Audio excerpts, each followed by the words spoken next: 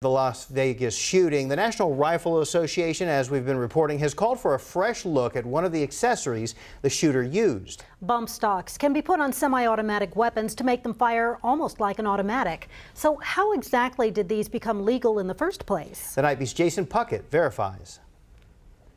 The question we're looking to verify can be seen in headlines like this, or more clearly in this statement from Senator John Cornyn's office.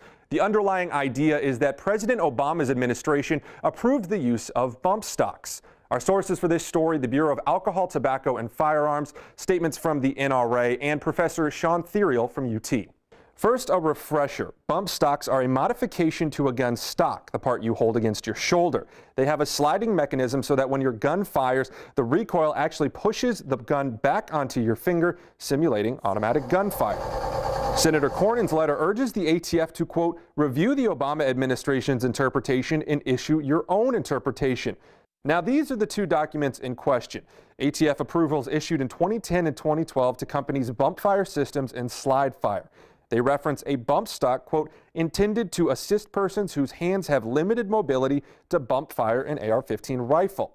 Now, both companies' products were approved. The ATF reasoning that, quote, the stock has no automatically functioning mechanical parts or springs and performs no automatic mechanical function when installed. It certainly happened during the Obama administration at a time when Obama's appointees were in charge of the Department of Justice. As Professor Theriault confirms, we can verify that bump stocks were approved for sale by the ATF under President Obama's administration. But as Professor Theriault further explains, it's a bit misleading.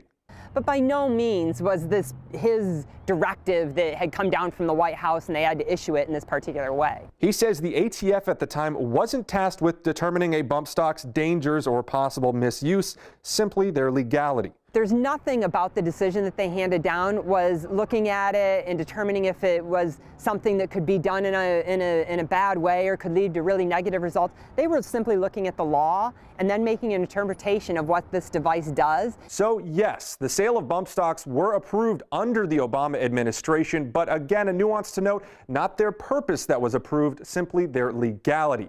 At this point, the Trump administration or Congress could make changes to address bump stocks specifically. With your Verify, I'm Jason Puckett, KVUE News, Night Beat.